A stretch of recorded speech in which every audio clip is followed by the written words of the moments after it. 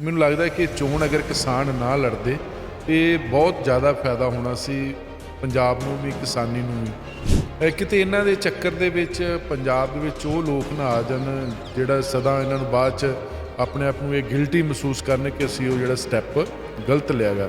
ਬੱਤੀਆਂ 'ਚੋਂ ਬਾਈ ਨਿਕਲ ਗਏ, ਮਤਲਬ ਤੁਹਾਡੀ ਜਿਹੜੀ ਸ਼ਕਤੀ ਆ ਉਹ ਵੰਡੀ ਗਈ। ਤੁਹਾਡੀ ਜਿਹੜੀ ਸ਼ਕਤੀ ਵੰਡੀ ਗਈ ਹੈ, ਤੁਸੀਂ ਉਸ ਮੰਚ ਤੇ ਹੁਣ ਜਾ ਕੇ ਆਵਾਜ਼ ਬੁਲੰਦ ਨਹੀਂ ਕਰ ਸਕਦੇ। ਠੀਕ ਹੈ, ਕਿਸਾਨੀ ਅੰਦੋਲਨ ਲੱਗਦਾ ਕਿ ਅਸੀਂ ਤੀਜੀ ਧਿਰ ਬਣ ਸਕਦੇ ਨੇ। ਮੈਨੂੰ ਲੱਗਦਾ ਕਿ ਇਹ ਨਹੀਂ ਹੁੰਦਾ ਕਿ ਤੁਸੀਂ ਕਿਸਾਨ ਮੋਰਚਾ ਜਿੱਤਿਆ ਗਿਆ ਅੱਜ ਪੰਜਾਬ ਦੀ ਇਲੈਕਸ਼ਨ ਲੜ ਜਾਓ, ਜਦ ਕਿ ਤੁਹਾਨੂੰ ਪਤਾ ਹੈਗਾ ਕਿ ਸਿਆਸੀ ਪਾਰਟੀਆਂ ਵੀ ਉਨੀਆਂ ਕਰਪਟ ਨੇ, ਸਾਡਾ ਵੋਟਰ ਵੀ ਉਹਨਾਂ ਕਰਪਟ ਹੋ ਚੁੱਕਾ। ਇੱਕ ਮੰਚ ਬਣਾਉਣਾ ਪਊਗਾ, ਇੱਕ ਸੋਚ ਹੋਣੀ ਚਾਹੀਦੀ ਹੈ। ਤੁਸੀਂ ਪਹਿਲਾਂ ਹੀ ਪੰਜਾਬ ਇੱਕ ਛੋਟਾ ਜਿਹਾ ਪੰਜਾਬ ਸੀ, ਇਹਨਾਂ ਦੀ ਸੋਚ ਦਾ ਤੁਸੀਂ ਇੱਥੋਂ ਅੰਦਾਜ਼ਾ ਲਗਾ ਸਕਦੇ ਹੋ ਰਜਿੰਦਰ ਕਿ 32 ਜਥੇਬੰਦੀਆਂ ਦੀ ਜ਼ਰੂਰਤ ਹੈਗੀ ਕਿਸਾਨ ਜਥੇਬੰਦੀਆਂ ਦੀ। ਇਹਨਾਂ ਚੋਣਾਂ ਦੇ ਵਿੱਚ ਅਗਰ ਕਿਸਾਨ ਜਥੇਬੰਦੀਆਂ ਜਿਹੜੀ ਬਣਾਈ ਸੰਯੁਕਤ ਸਮਾਜ ਪਾਰਟੀ, ਉਹਦਾ ਨੁਕਸਾਨ ਆਮ ਆਦਮੀ ਪਾਰਟੀ ਨੂੰ ਵੀ ਹੋ ਸਕਦਾ, ਉਹਦਾ ਫਾਇਦਾ ਬੀਜੇਪੀ ਨੂੰ ਵੀ ਹੋ ਸਕਦਾ। ਉੱਤਰਾਖੰਡ ਦੇ ਵਿੱਚ ਤੁਹਾਡਾ ਕੌਂਸਲਰ ਵੀ ਨਹੀਂ ਬਣਿਆ ਹੈਗਾ, ਤੁਸੀਂ ਉਹ 'ਤੇ CM ਡਿਕਲੇਅਰ ਕਰਤਾ। ਇੱਥੇ ਜਿਸ ਪੰਜਾਬ ਦੇ ਲੋਕਾਂ ਨੇ ਤੁਹਾਨੂੰ ਅੰਨਾ ਪੈਸਾ ਦਿੱਤਾ, 4 MP ਦਿੱਤੇ, 20 ਵਿਧਾਇਕ ਦਿੱਤੇ, ਤੁਸੀਂ ਉਹਨਾਂ 'ਚੋਂ ਕਿਉਂ ਨਹੀਂ ਡਿਕਲੇਅਰ ਕਰਦੇ? ਬਲਬੀਰ ਸਿੰਘ ਰਾਜੇਵਾਲ ਨੋ ਡਾਊਟ ਇੱਕ ਚੰਗੇ ਕਿਸਾਨ ਨੇਤਾ ਨੇ, ਪੰਜਾਬ ਦੀ ਕਿਸਾਨੀ ਨੂੰ, ਪੰਜਾਬ ਦੇ ਸਮਾਜਿਕ ਤਾਣੇ ਬਾਣੇ ਨੂੰ ਚੰਗੀ ਤਰ੍ਹਾਂ ਸਮਝਦੇ ਨੇ, ਪਰ ਲਾਲਸਾ ਉਹਨਾਂ ਦੇ ਵਿੱਚ ਵੀ ਰਹੀ ਹੈ। ਉਹ ਵੀ ਪਿਛਲੀਆਂ ਕਈ ਚੋਣਾਂ ਦੇ ਵਿੱਚ ਕਈ ਪਾਰਟੀਆਂ ਦੇ ਚੱਕਰ ਕੱਟਦੇ ਰਹੇ ਹੈਗੇ ਨੇ, ਉਹਨਾਂ ਦੀ ਵੀ ਇੱਕ ਲਾਲਸਾ ਰਹੀ ਹੈ। ਮੈਨੂੰ ਇਹ ਲੱਗਦਾ ਕਿ ਹਜੇ ਕੱਚੀ ਤਿਆਰੀ ਆ। ਤੁਸੀਂ ਇਲੈਕਸ਼ਨ ਕਮਿਸ਼ਨ ਕੋਲ ਆਪਣਾ ਨਾਮ ਰਜਿਸਟਰਡ ਕਰਾਓ। ਸਾਡੇ ਪੰਜਾਬ ਦੇ ਵਿੱਚ ਸੱਤਾ ਦੀ ਜ਼ਿਆਦਾ ਭੁੱਖ। ਮੈਨੂੰ ਲੱਗਦਾ ਕਿ ਇਸ ਮਸਲੇ 'ਚ ਕਿਸਾਨ ਜਥੇਬੰਦੀਆਂ ਨੇ ਇੱਕ ਕਾਹਲੀ ਦੇ ਨਾਲ ਲਿਆ ਫੈਸਲਾ।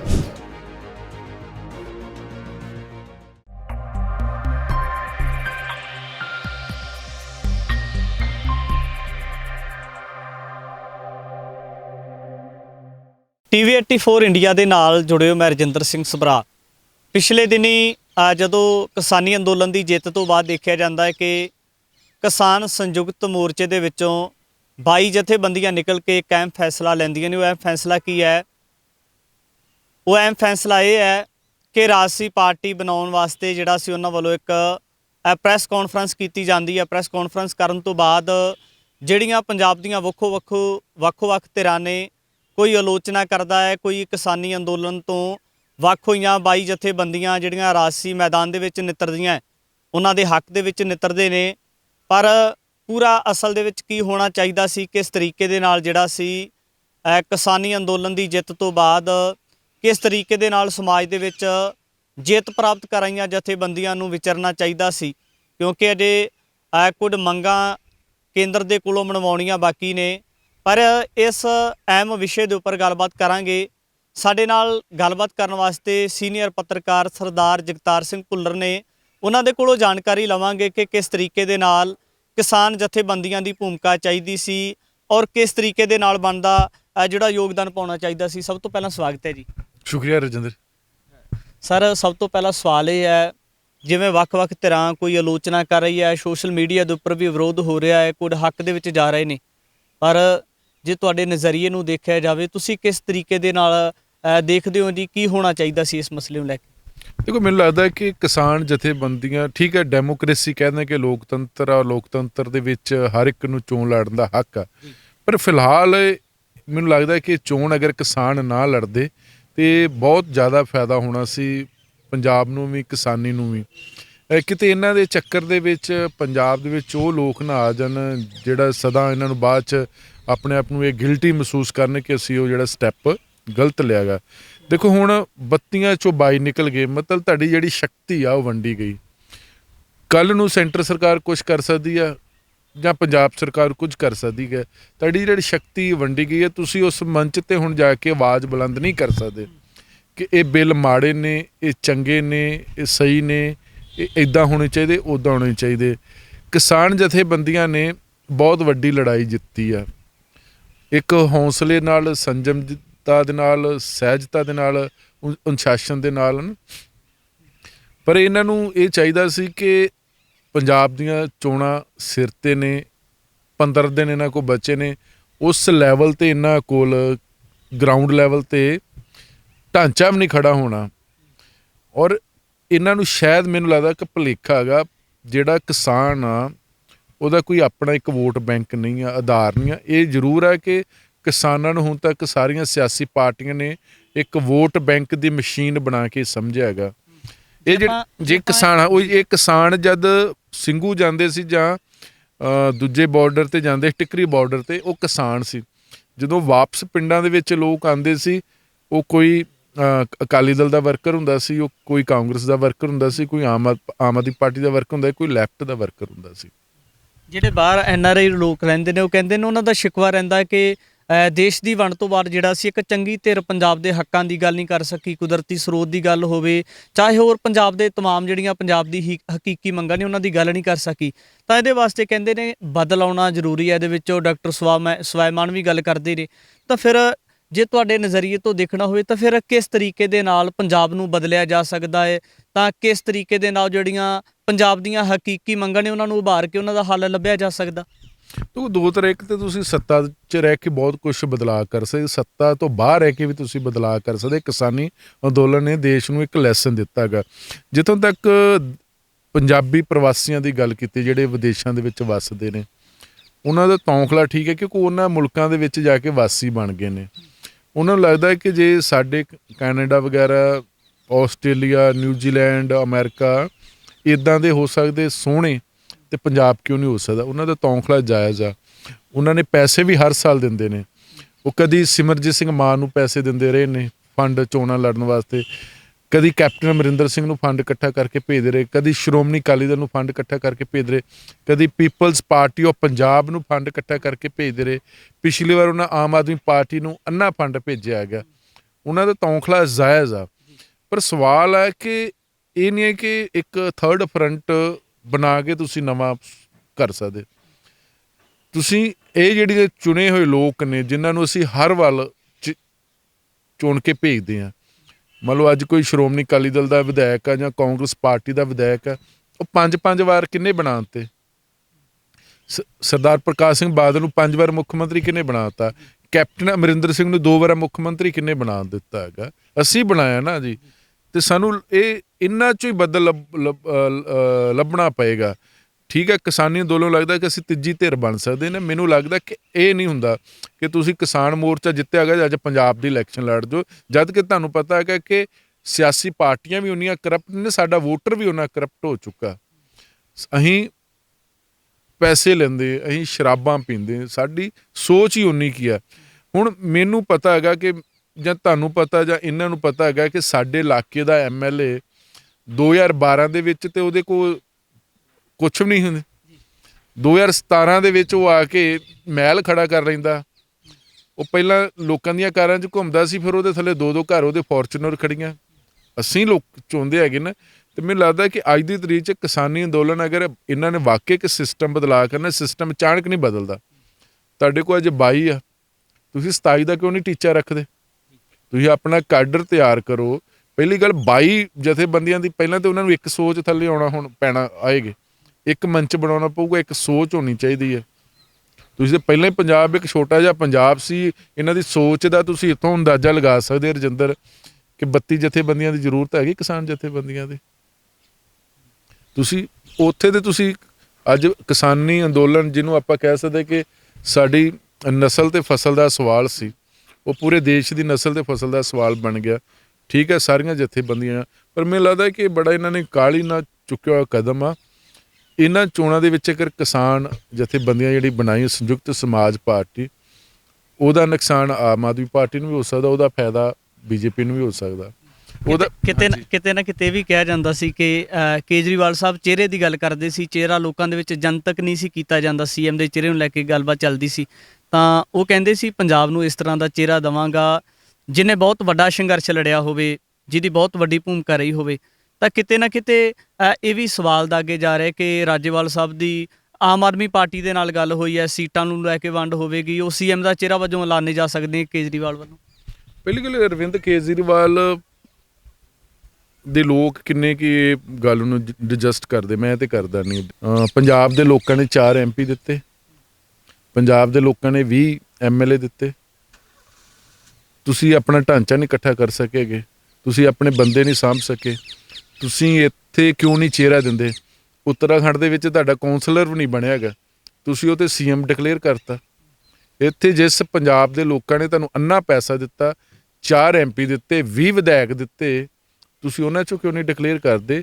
ਔਰ ਸਭ ਤੋਂ ਵੱਡੀ ਗੱਲ ਹੈ ਕਿ ਅੱਜ ਕਹਿੰਦੇ ਅਰਵਿੰਦ ਕੇਜਰੀਵਾਲ ਕਹਿੰਦਾ ਕਿ ਹੁਣ ਅਸੀਂ ਚਿਹਰਾ ਦੇਵਾਂਗੇ, ਪੰਜਾਬ ਦੀ ਆਣ ਬਾਣ ਸ਼ਾਨ ਹੋਏਗੀ। ਤੇ ਫਿਰ ਉਹਨੂੰ ਪੁੱਛੇ ਕਿ ਤੁਸੀਂ ਆਪਣੇ ਸਰਵੇ ਦੇ ਵਿੱਚ ਕਿਉਂ ਨਾਮ ਲਿਖਾਉਂਦੇ ਜੇ ਤੁਸੀਂ ਆਣ ਬਾਣ ਸ਼ਾਨ ਪੰਜਾਬ ਦੇ ਲੋਕਾਂ ਵਾਸਤੇ, ਤੇ ਅਰਵਿੰਦ ਕੇਜਰੀਵਾਲ ਆਣ ਬਾਣ ਸ਼ਾਨ ਹੋਏਗਾ। ਉਹੀ ਤੁਸੀਂ ਹਰ ਮਹੀਨੇ ਸਰਵੇ ਹੋ ਰਿਹਾ, ਸਰਵੇ ਦੇ ਵਿੱਚ ਅਰਵਿੰਦ ਕੇਜਰੀਵਾਲ ਦਾ ਨਾਮ ਸ਼ਾਮਲ ਕਰਵਾਉਣਾ, ਇਹਦੇ ਪਿੱਛੇ ਕੌਣ ਆ? ਹੁਣ ਤੇ ਅਰਵਿੰਦ ਕੇਜਰੀਵਾਲ ਵੀ ਪੰਜਾਬੀ ਬੋਲ ਕੇ ਲੋਕਾਂ ਨੂੰ ਅਪੀਲ ਕਰਨ ਦੀ ਕੋਸ਼ਿਸ਼ ਕਰ ਰਿਹਾ ਕਿ ਮੈਂ ਪੰਜਾਬੀ ਹਾਂ। ਰਾਘਵ ਚੱਡਾ ਪੰਜਾਬੀ ਬੋਲਣ ਦੀ ਕੋਸ਼ਿਸ਼ ਕਰ ਰਿਹਾ ਕਿ ਮੈਂ ਪੰਜਾਬੀ ਹਾਂ।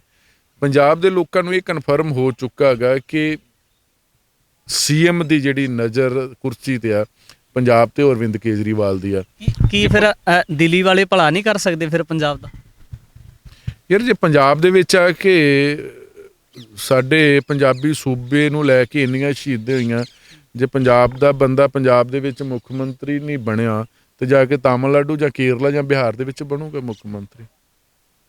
ਅਰਵਿੰਦ ਕੇਜਰੀਵਾਲ ਹਰਿਆਣੇ ਦਾ ਰਹਿਣ ਵਾਲਾ, ਹਰਿਆਣੇ 'ਚ ਜਾ ਕੇ ਮੁੱਖ ਮੰਤਰੀ ਬਣ ਜੇ। ਮਤਲਬ ਕਿ ਠੀਕ ਹੈ ਇਹਦੇ 'ਚ, ਕਿਉਂਕਿ ਹੁਣ ਉਹ ਸੋਚ ਸਾਡੇ ਪੰਜਾਬੀ ਜਾ ਕੇ ਬਾਹਰਲੇ ਦੇਸ਼ਾਂ ਦੇ ਵਿੱਚ ਬਣ ਰਹੇ ਨੇ, MP ਬਣ ਰਹੇ ਨੇ, ਮੰਤਰੀ ਬਣ ਰਹੇ ਨੇ। ਆਪਣੇ ਦਸਾਂਝ ਸਾਹਿਬ ਉਹ ਵੀ ਬਣ ਗਏ ਸੀ, ਪ੍ਰੀਮੀਅਰ ਵੀ ਬਣ ਗਏ ਸੀ।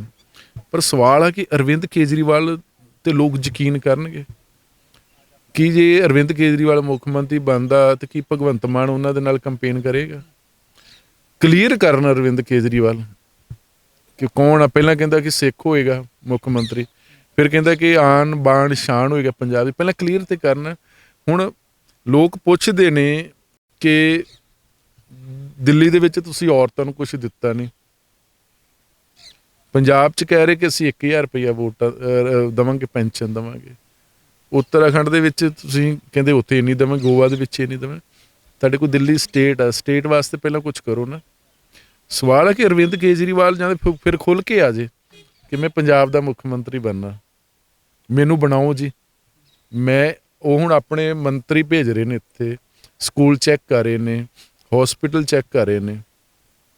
ਸਵਾਲ ਹੈ ਕਿ ਅਰਵਿੰਦ ਕੇਜਰੀਵਾਲ ਪੰਜਾਬ ਦੀ ਜਨਤਾ ਨੂੰ ਇਹ ਦੱਸੇ ਕਿ ਜਿਹੜੇ ਮੇਰੇ MLA ਤੇ ਮੇਰੇ ਮੰਤਰੀ ਨੇ ਤੇ ਮੇਰੇ ਜਿਹੜੇ ਨਿਆਣੇ ਨੇ ਉਹ ਸਰਕਾਰੀ ਸਕੂਲਾਂ 'ਚ ਪੜ੍ਹਦੇ ਨੇ। ਵਿਸ਼ਵਾਸ ਤਾਂ ਕੀਤਾ ਜਾ ਸਕਦਾ ਨਾ, ਇਹ ਆ ਕੇ ਉਹ ਦੱਸਣ ਪੰਜਾਬ ਦੀ ਜਨਤਾ ਨੂੰ ਕਿ ਜਿਹੜੇ ਸਾਡੇ MLA ਨੇ ਉਹ ਸਰਕਾਰੀ ਹੌਸਪੀਟਲਾਂ 'ਚੋਂ ਇਲਾਜ ਕਰਵਾਉਂਦੇ ਨੇ। ਫਿਰ ਤਾਂ ਤੁਸੀਂ ਵੀ ਯਕੀਨ ਕਰ ਲਓਗੇ, ਮੈਂ ਵੀ ਕਰ ਲਾਂਗਾ। ਇੱਦਾਂ ਨਹੀਂ ਹੋ ਸਕਦਾ ਕਿ ਦਿੱਲੀ ਕੁਛ ਹੁਣ ਜਵਾਬ ਦੇਣ ਪੰਜਾਬ ਦੇ ਲੋਕਾਂ ਨੂੰ, ਜਨਤਾ ਨੂੰ, ਕਿ ਜਿਹੜੀ ਤੁਹਾਡੀ ਸਰਕਾਰੀ ਕੋਠੀ ਆ, ਜਿਹੜੀ ਉਹਨਾਂ ਨੇ ਪ੍ਰਗਟ ਸਿੰਘ ਹੋਣਾ ਲਾਏ ਸੀ, ਕਿ ਉੱਤੇ 9 ਕਰੋੜ ਰੁਪਈਆ ਖਰਚ ਹੋਇਆ। ਇਹ ਕਰਕੇ ਨਾ ਉਹ ਵਿਸ਼ਵਾਸ ਨਹੀਂ ਬਣ ਰਿਹਾ ਕੇਜਰੀਵਾਲ ਦਾ ਪੰਜਾਬ ਦੀ ਜਨਤਾ ਦਾ।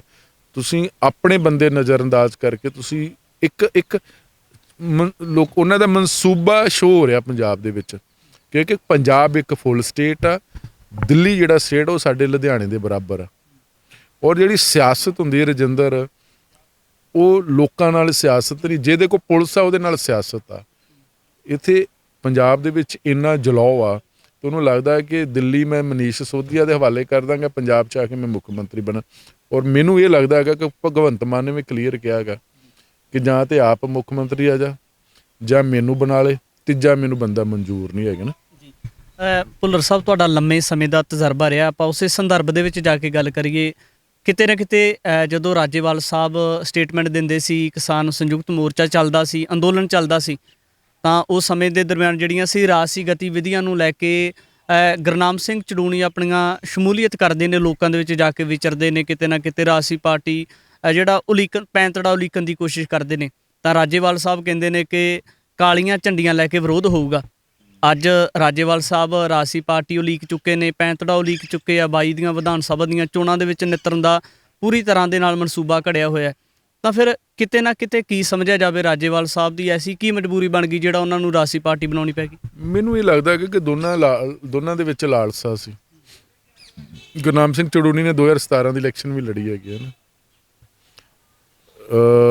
ਬਲਬੀਰ ਸਿੰਘ ਰਾਜੇਵਾਲ ਨੋ ਡਾਊਟ ਇੱਕ ਚੰਗੇ ਕਿਸਾਨ ਨੇਤਾ ਨੇ, ਪੰਜਾਬ ਦੀ ਕਿਸਾਨੀ ਨੂੰ, ਪੰਜਾਬ ਦੇ ਸਮਾਜਿਕ ਤਾਣੇ ਬਾਣੇ ਨੂੰ ਚੰਗੀ ਤਰ੍ਹਾਂ ਸਮਝਦੇ ਨੇ, ਪਰ ਲਾਲਸਾ ਉਹਨਾਂ ਦੇ ਵਿੱਚ ਵੀ ਰਹੀ ਹੈ।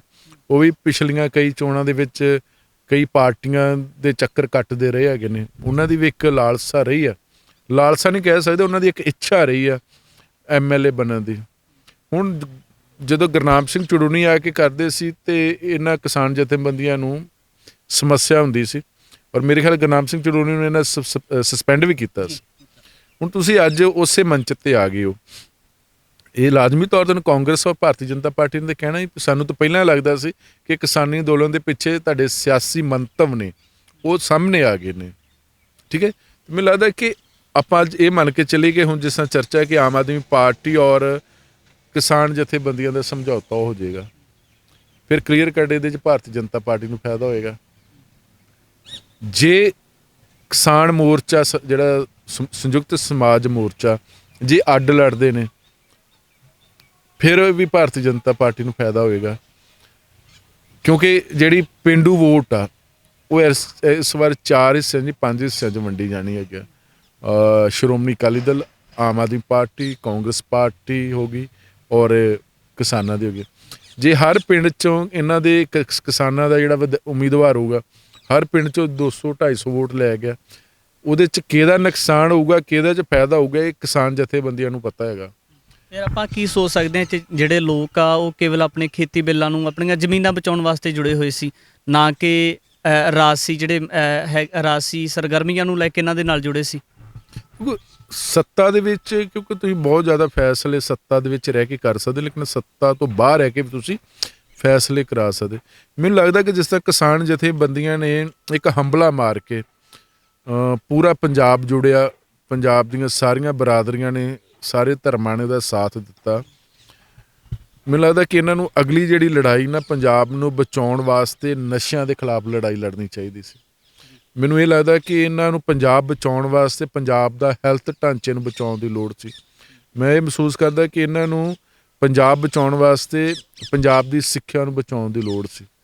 ਅਗਰ ਇਹ ਤਿੰਨਾਂ 'ਤੇ ਲੜਦੇ, ਇਹ ਤਿੰਨ ਮੁੱਦੇ ਅਗਲੀਆਂ ਸਰਕਾਰਾਂ ਆਉਂਦੀਆਂ ਜਾਂਦੀਆਂ ਰਹਿੰਦੀਆਂ, ਅੱਜ 22 ਹੈ ਕੋਈ ਗੱਲ ਨਹੀਂ, 5 ਸਾਲ ਇੱਦਾਂ ਨਿਕਲ ਜਾਂਦੇ, 27 ਆ ਜਾਣੀ, ਅਤੇ ਲੋਕਾਂ ਨੇ ਆਪ ਘਰ ਜਾ ਕੇ ਕੈਂਡੀਡੇਟ ਖੜ੍ਹੇ ਕਰਨੇ ਸੀ। ਕਿਉਂਕਿ ਸਾਡੇ ਕੋਲ ਨਾ ਸਰਕਾਰਾਂ ਨੇ ਸਿੱਖਿਆ ਰਹਿਣ ਦਿੱਤੀ, ਨਾ ਸਾਡੇ ਕੋਲ ਹੈਲਥ ਰਹਿਣ ਦਿੱਤੀ ਹੈਗੀ, ਨਾ ਸਾਡੇ ਕੋਲ ਮਤਲਬ ਸਾਰਾ ਕੁਛ ਖੋਹ ਲਿਆ, ਪਾਣੀ ਸਾਡੇ ਕੋਲ ਖੋਹ ਲਿਆ। ਹੁਣ ਪੰਜਾਬ 5 ਦਰਿਆਵਾਂ ਦੀ ਧਰਤੀ, ਗੁਰੂਆਂ ਪੀਰਾਂ ਫਕੀਰਾਂ ਸੂਰਵੀਰਾਂ ਦੀ ਧਰਤੀ, ਪੈਗੰਬਰਾਂ ਦੀ ਧਰਤੀ, ਅਤੇ ਪੰਜਾਬ ਦੀ ਧਰਤੀ 'ਤੇ ਪਾਣੀ ਮੁੱਲ ਵਿਕਦਾ ਹੋਵੇ, ਪੰਜਾਬ ਦੀ ਧਰਤੀ 'ਤੇ ਪੀਣ ਵਾਲਾ ਪਾਣੀ ਨਾ ਹੋਵੇ, ਅਤੇ ਮੈਨੂੰ ਲੱਗਦਾ ਕਿਸਾਨ ਜਥੇਬੰਦੀਆਂ ਨੂੰ ਉਸ ਵੱਲ ਧਿਆਨ ਦੇਣਾ ਚਾਹੀਦਾ ਸੀ। ਅਤੇ ਫਿਕਰ ਪੈ ਗਏ ਸੀ ਪੰਜਾਬ ਦੀਆਂ ਸਰਕਾਰਾਂ ਨੂੰ, ਜਾਂ ਜਿੰਨੀਆਂ ਵੀ ਸਰਕਾਰ ਹੈਗੀਆਂ, ਕਿ ਕਿਸਾਨਾਂ ਨੇ ਦੇਸ਼ ਦੀ ਜਨਤਾ ਜਗਾ ਦਿੱਤੀ ਹੈਗੀ ਹੈ। ਇਹ 3-4 ਮੁੱਦੇ ਹੱਲ ਕਰਵਾ ਦਿੰਦੇ, ਆਟੋਮੈਟਿਕ ਇਹਨਾਂ ਦੀ ਸਰਕਾਰ ਸੀ। ਅੱਜ ਕੱਚੀ ਤਿਆਰੀ ਆ। ਇਹ ਪੋਲੀਟੀਕਲ ਪਾਰਟੀਆਂ ਬੜੀਆਂ ਬਦਮਾਸ਼ ਪਾਰਟੀਆਂ ਨੇ, ਕੋਈ ਵੀ ਪਾਰਟੀ ਹੈ, ਜਿੰਨੀਆਂ ਵੀ ਰਵਾਇਤੀ ਪਾਰਟੀਆਂ ਜਾਂ ਨਵੀਆਂ ਪਾਰਟੀਆਂ ਨੇ ਜਿਹੜੀਆਂ ਪੰਜਾਬ ਦੀਆਂ, ਉਹਨਾਂ ਨੂੰ ਟਿਕਣ ਨਹੀਂ ਦੇਣਗੀਆਂ। ਜੇ ਮੰਨ ਲਿਆ ਜਾਵੇ ਕਿ ਰਾਜੇਵਾਲ ਸਾਹਿਬ ਨੂੰ ਮੰਨ ਲਓ ਸੰਯੁਕਤ ਮੋਰਚਾ ਸਪੋਰਟ ਕਰਕੇ ਜਿਹੜੀ ਇੱਕ ਨਵੀਂ ਧਿਰ ਬਣਾਈ ਗਈ ਹੈ ਸੰਯੁਕਤ ਸਮਾਜ ਮੋਰਚਾ, ਉਹਦੇ ਵਿੱਚ ਸਪੋਰਟ ਕਰ ਦਿੰਦਾ, ਰਾਜੇਵਾਲ ਸਾਹਿਬ CM ਬਣ ਜਾਂਦੇ ਆ, ਤਾਂ ਉਸ ਤੋਂ ਬਾਅਦ CM ਬਣਨ ਤੋਂ ਬਾਅਦ ਇਹ ਕਿਸ ਤਰ੍ਹਾਂ ਦੇ ਨਾਲ ਫੈਸਲੇ ਲੈ ਸਕਦੇ ਆ? ਕਿਉਂਕਿ ਮੈਂ ਮਹਿਸੂਸ ਕਰਦਾ, ਫਿਕਰਮੰਦ ਹਾਂ ਕਿ ਕਿਸਾਨੀ ਅੰਦੋਲਨ ਦੇ ਦਰਮਿਆਨ ਹਰ ਵਰਗ ਦੇ ਤਮਾਮ ਲੋਕ ਸੀ, ਪਰ ਉਹਨਾਂ ਦੇ ਵਿੱਚ ਕੁਝ ਖਾਸ ਧਿਰਾਂ ਸੀ ਜਿਨ੍ਹਾਂ ਨੂੰ ਰਾਜੇਵਾਲ ਸਾਹਿਬ ਨੇ ਕਈ ਵਾਰ ਟਾਰਗੇਟ ਕੀਤਾ। ਤਾਂ ਮੰਨ ਲਓ ਫਿਰ ਮੰਨਿਆ ਜਾਵੇ ਕਿ ਪੰਜਾਬ ਦੇ ਲੋਕਾਂ ਵਾਸਤੇ ਜਿਸ ਤਰ੍ਹਾਂ ਇੱਕ ਰਾਜਾ ਫੈਸਲੇ ਸੁਣਾਉਂਦਾ ਹੈ ਜਾਂ ਉਹਨਾਂ ਦੀ ਰਖਵਾਲੀ ਕਰਦਾ, ਉਹਨਾਂ ਨੂੰ ਹਿੱਤ ਦਿੰਦਾ ਹੈ, ਤਾਂ ਰਾਜੇਵਾਲ ਸਾਹਿਬ ਵੀ ਇਸ ਤਰ੍ਹਾਂ ਦੇ ਫੈਸਲੇ ਲੈ ਸਕਦੇ। ਪਹਿਲੀ ਗੱਲ ਇਹਨਾਂ ਦਾ ਅਲਾਇੰਸ ਹੁੰਦਾ ਕਿ ਨਹੀਂ ਹੁੰਦਾ, ਇਹ ਜਿੱਤਦੇ ਜਾਂ ਨਹੀਂ ਜਿੱਤਦੇ ਨਾ, ਸਰਕਾਰ ਬਣਾਉਣ ਦੀ ਤਾਂ ਬੜੀ ਦੂਰ ਦੀ ਗੱਲ ਆ। ਕਿ ਐਡੀ ਵੱਡੀ ਆਮ ਆਦਮੀ ਪਾਰਟੀ ਦੀ ਲਹਿਰ ਸੀ, ਉਹ 100 ਸੀਟਾਂ ਦੇ ਉਹਨਾਂ ਨੇ ਪਿੰਡੋਂ ਪਿੰਡ ਲੋਕਾਂ ਦੀਆਂ ਕੰਧਾਂ ਲਿਖ ਕੇ ਭਰਤੀਆਂ ਸੀ, ਨਿਕਲੀਆਂ 20 ਨੇ। ਸੁਪਨੇ ਲੈਣੇ ਮੈਨੂੰ ਲੱਗਦਾ ਕਿ ਅੱਜ ਦੇ ਹਕੀਕਤ ਦੇ ਵਿੱਚ ਬੜੇ ਔਖੇ ਨੇ। ਰਾਜੇਵਾਲ ਮੁੱਖ ਮੰਤਰੀ ਬਣਦੇ, ਪਹਿਲੀ ਗੱਲ ਹੈ ਕਿ ਮੁੱਖ ਮੰਤਰੀ ਬਣਨ ਤੋਂ ਪਹਿਲਾਂ ਉਹਨਾਂ ਨੂੰ ਵਿਧਾਇਕ ਬਣਨਾ ਪਊਗਾ। ਉਹਨਾਂ ਦੀਆਂ 60 ਸੀਟਾਂ ਆਉਂਦੀਆਂ ਕਿ ਨਹੀਂ ਆਉਂਦੀਆਂ ਨਾ, ਉਹ ਵੇਖਣ ਵਾਲੀ ਗੱਲ। ਮੈਨੂੰ ਲੱਗਦਾ ਉਹਨਾਂ ਦੀ ਨਾ, ਆਪਾਂ ਇਹ ਬੜੀ ਅਜੇ ਅਰਲੀ ਹੋਏਗੀ ਕਹਿਣਾ ਕਿ ਉਹਨਾਂ ਦੀ ਸਰਕਾਰ ਬਣ ਜਾਏਗੀ ਜਾਂ ਮੁੱਖ ਮੰਤਰੀ ਬਣ ਜਾ, ਅਤੇ ਜੇ ਕਰ ਦੇਣਗੇ ਉਹ ਕਰ ਦੇਣਗੇ। ਮੈਨੂੰ ਇਹ ਲੱਗਦਾ ਕਿ ਉਸ ਤੋਂ ਪਹਿਲਾਂ ਇਹਨਾਂ ਨੂੰ ਬੰਦੇ ਜਿੱਤਣ ਵਾਲੇ ਦੀ ਲੋੜ, ਮੈਨੂੰ ਲੱਗਦਾ ਕਿ ਹਜੇ ਇਹਨਾਂ ਨੂੰ ਇਲੈਕਸ਼ਨ ਲੜਨ ਦੀ ਲੋੜ ਨਹੀਂ ਸੀ।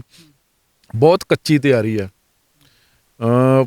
ਔਰ ਕੱਚੀ ਤਿਆਰੀ ਤੁਹਾਡਾ ਮੁਕਾਬਲਾ, ਜੇ ਤੁਸੀਂ ਅੱਡ ਲੜਦੇ ਜੇ, ਤੁਹਾਡਾ ਮੁਕਾਬਲਾ ਸ਼੍ਰੋਮਣੀ ਅਕਾਲੀ ਦਲ ਦੇ ਨਾਲ ਆ, ਕਾਂਗਰਸ ਪਾਰਟੀ ਦੇ ਨਾਲ, ਭਾਰਤੀ ਜਨਤਾ ਪਾਰਟੀ ਦੇ ਨਾਲ, ਆਮ ਆਦਮੀ ਪਾਰਟੀ। ਤੁਸੀਂ ਇਹ ਦੇਖੋ ਕਿ ਸਾਡੇ ਲੀਡਰਾਂ ਦਾ ਕਿਰਦਾਰ ਦੇਖੋ ਨਾ, ਜਿਹੜੇ ਲੀਡਰ ਜੈਡ ਸਿਕਿਉਰਿਟੀ ਲੈਣ ਵਾਸਤੇ ਪਾਰਟੀਆਂ 'ਚ ਸ਼ਾਮਲ ਹੋ ਰਹੇ ਨੇ, ਤੇ ਉਹਨਾਂ ਨੂੰ ਇਹੋ ਜਿਹੇ ਲੋਕ ਕਿਵੇਂ ਟੱਕਰ ਦੇ ਸਕਦੇ ਜਿਹੜੇ ਇੰਨਾ ਸਰਮਾਏਦਾਰ ਲੋਕ ਨੇ।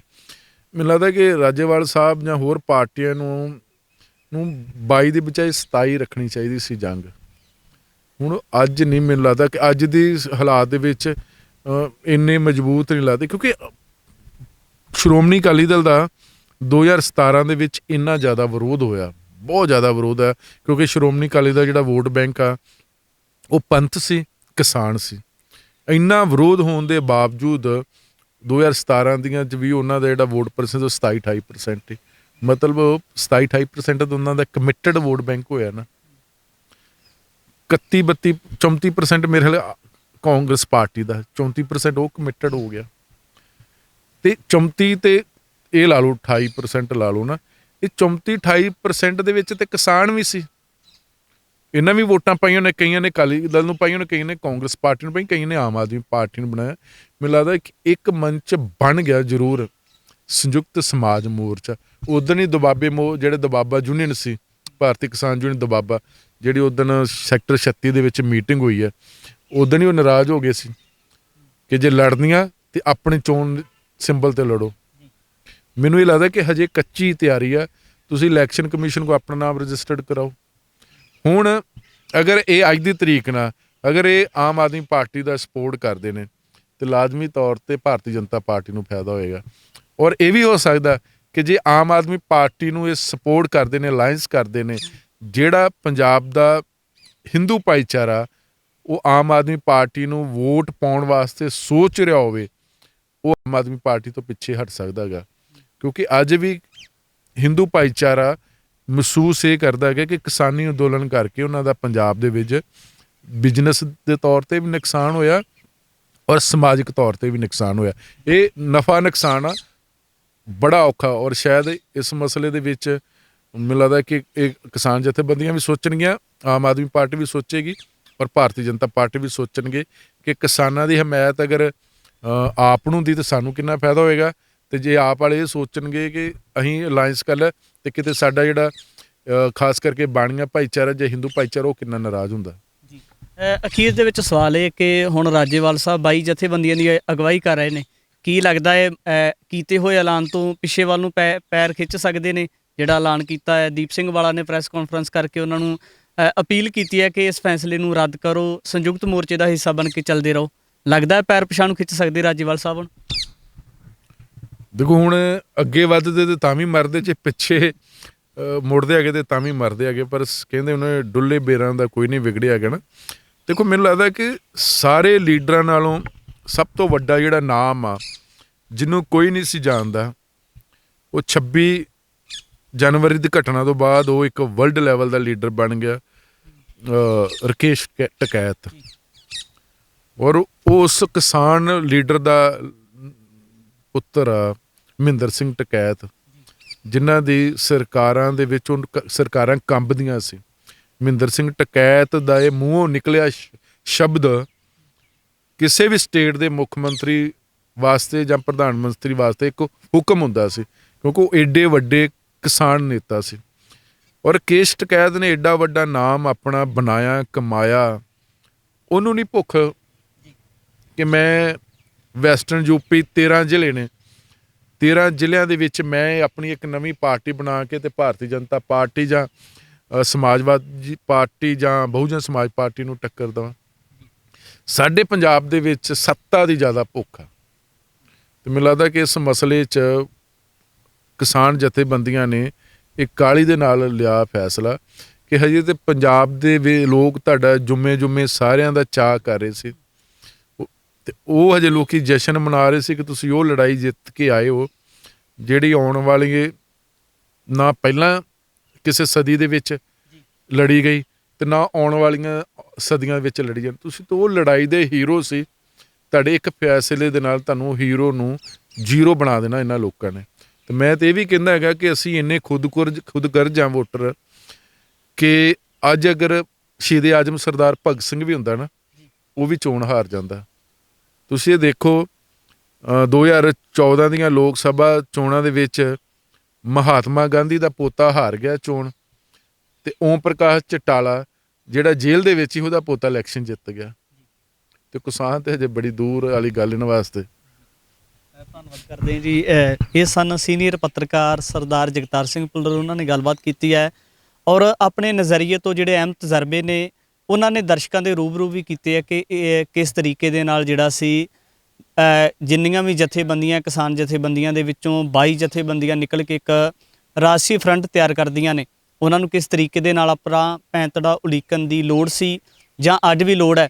ਆਉਣ ਵਾਲੇ ਸਮੇਂ ਦੇ ਵਿੱਚ ਵੀ ਇਸ ਤਰ੍ਹਾਂ ਦੀਆਂ ਤਮਾਮ ਸ਼ਖਸੀਅਤਾਂ ਨੂੰ ਲੈ ਕੇ ਤਮਾਮ ਗੱਲਬਾਤ ਲੈ ਕੇ ਤੁਹਾਡੇ ਤੱਕ ਹਾਜ਼ਰ ਹੋਵਾਂਗਾ। ਧੰਨਵਾਦ।